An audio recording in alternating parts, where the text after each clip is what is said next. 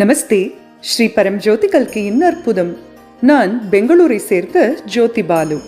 மிக முக்கியமான அற்புதங்களின் ஒன்றை பகிர்ந்து கொள்ள விரும்புகின்றேன். திருமணமாகி 3 வருடங்களாக எனக்கு குழந்தை இல்லை. நான் மிகவும் கவலையடைந்தேன். நான் பல்வேறு மருத்துவர்களிடம் பரிசோதனை மற்றும் சிகிச்சைக்காக சென்றேன். ஆனால் அவை எதுவும் பலனளிக்கவில்லை. ஒவ்வொரு மருத்துவரும் நான் கருத்தரிக்க வாய்ப்பில்லை என்று கூறினார்கள். ஆனால் நேரடி தரிசனத்தின் போது ஸ்ரீ அம்மா பகவான் எனக்கு ஒரு நட்சத்திர குழந்தையை பரிசாக தருவதாக உறுதியளித்தார். அதன் பிறகு விரைவில் நான் கருத்தரித்தேன். ஆனால் கர்ப்பத்தின் 7வது மாதத்தில் என் முழு உடலும் வீங்கி இருந்தது.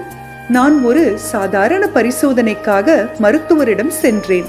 ஆனால் மருத்துவர் என்னை வீட்டுக்கு திரும்ப அனுமதிக்கவில்லை.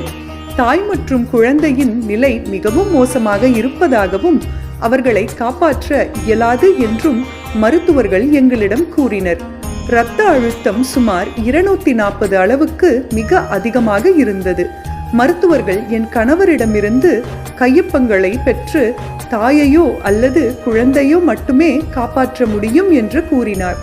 இது நடப்பதற்கு சற்று முன்பு என் மாமியார் ஸ்ரீ அம்மாவை சந்தித்து எனது பிரசவம் சுமூகமாகவும் இயல்பாகவும் நடக்க வேண்டும் என்று பிரார்த்தனை செய்தார். ஸ்ரீ அம்மா அனைத்தையும் கவனித்துக் கொள்வதாக அவருக்கு உறுதியளித்தார்.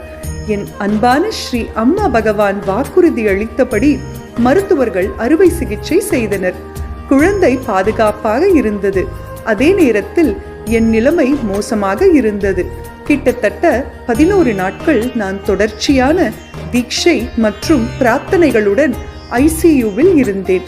இறுதியாக நான் ஆபத்திலிருந்து மீண்டேன். ஆரோக்கியத்தை திரும்ப பெற்றேன்.